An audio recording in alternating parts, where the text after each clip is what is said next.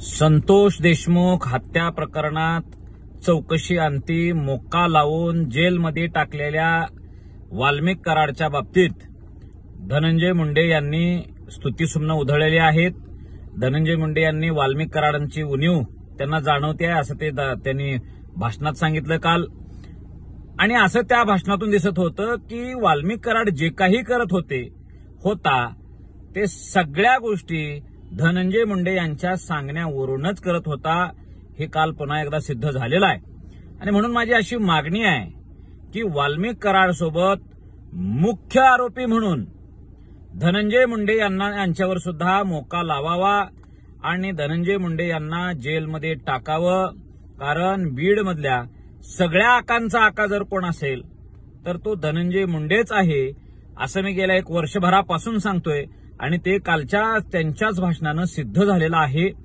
आणि माझी सरकारला देवेंद्र फडणवीस साहेबांना विनंती आहे की महाराष्ट्रातल्या नव्या पद्धतीनं समोर येत असलेल्या गुन्हेगारी प्रवृत्तीला जर आळा घालायचा असेल तर धनंजय मुंडे सारख्या नालायक लोकप्रतिनिधीला आपण जेलमध्ये टाकायला पाहिजे, मोक्यामध्ये आतमध्ये करायला पाहिजे.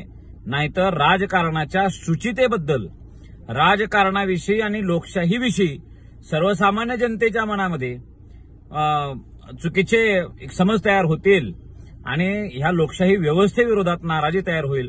म्हणून आपल्या राज्याचे प्रमुख राज्यकर्ते या नात्यानं, गृहमंत्री या नात्यानं देवेंद्र फडणवीस साहेबांची आता जबाबदारी आहे की राज्याच्या लोकशाही व्यवस्थेवर जनतेचा विश्वास दृढ व्हावा.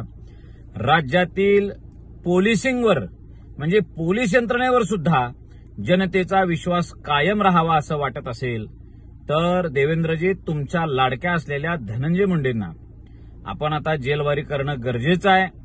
छत्रपती शिवाजी महाराजांचा वारसा आपण जर सांगत असू तर छत्रपती शिवाजी महाराजांनी स्वतःच्या नातेवाईकांना सुद्धा शिक्षा केलेल्या आपण पाहिलेल्या आहेत. आपण वाचतो कोण किती जवळचा आहे ह्याच्यावरून तुम्ही कायदा त्याच्या अनुकूल असू नयेत अशा गोष्टी आपल्याला स्वराज्याकडनं, शिवाजी महाराजांकडनं शिकायला मिळते. तो किती जरी जवळचा असला तरी त्याच्यावर शिवाजी महाराजांनी शिक्षा केलेली आहे. तो मित्र असेल, नातेवाईक असेल, काही असू द्या. मग आज देवेंद्रजी तुमच्या जवळच्या मित्राला, असं त्या धनंजय मुंडेंचा दावा आहे की मी देवेंद्रजींचा मित्र आहे, तर मित्रावर सुद्धा कार्यवाही करण्याची गरज आज निर्माण झालेली आहे. महाराष्ट्रापुढं एक नवा पायंडा, नवा आदर्श आणि छत्रपती शिवाजी महाराजांचे विचारांचे तुम्ही जे पाईक म्हणून जे मिरवता ते दाखवण्याची वेळ आज सगळ्या महाराष्ट्राच्या पुढे आलेली आहे, तुमच्या पुढे आलेली आहे. आणि जनतेचा विश्वास तुम्ही सार्थकी करा अशी तुम्हाला विनंती आहे.